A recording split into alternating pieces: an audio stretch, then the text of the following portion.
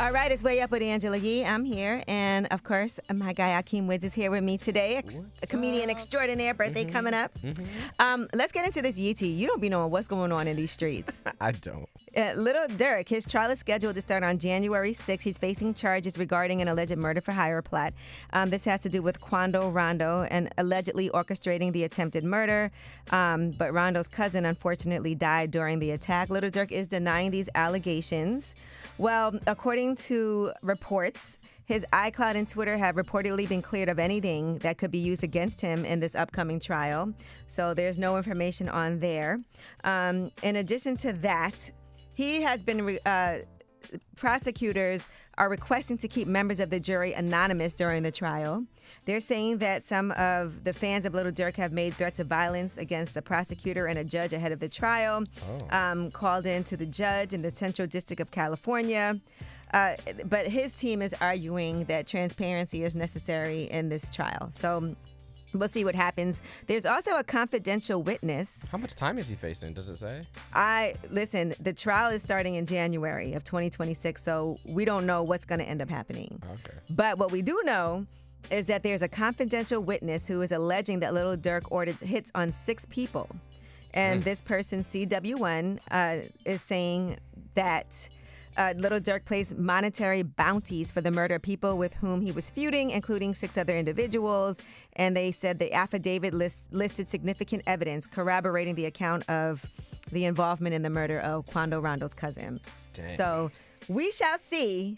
There's a lot of different sides to this, so we don't know what's going to end up. Because I know with the feds, you never know what they're going to put on you. A lot of times things get put on you, they don't stick. We don't know what's going to happen.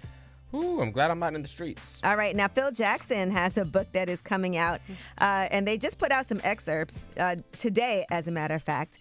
And this book is called Masters of the Game, A Conversational History of the NBA and 75 Legendary Players. It's coming out on Tuesday. He talks about his time as president of the Knicks. That was from 2014 to 2017. He talks about Carmelo Anthony and a conversation he had with James Dolan, in which James Dolan questioned whether the media would run Phil Jackson out of town. He said that Carmelo Anthony, his broken relationship with him meant one of them would have to leave.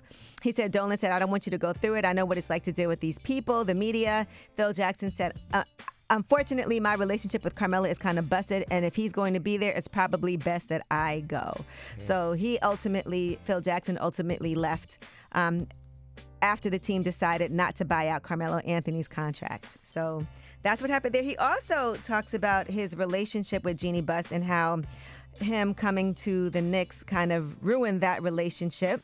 He said that was his one regret, losing his romantic relationship with the owner of the Lakers, Jeannie Buss. They called off their 4-year engagement in 2016, apparently because the NBA urged them to do so. Dang. He said, I warned her, I don't think our relationship can survive this. I'm not going to take this job. And she said, no, don't worry about it. We're going to be fine. But she got pressure from the league. They worried about the idea of collusion that could happen between an owner and a president.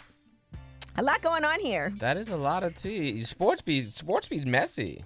Listen, I always say sports is like gossip for sports watchers because they be watching all day long. It's the same thing that it's like Real Housewives but for sports. It's like TMZ all day, but all about athletes. Yep. All right, well, that is your Yee tea. When we come back, Under the Radar, these are the stories that are not necessarily in the headlines. They're flying under the radar. We want to give you information that can be helpful to you because a lot of families are at risk of losing SNAP benefits November 1st. So we're going to have some of that information of what you can do. It's Way Up.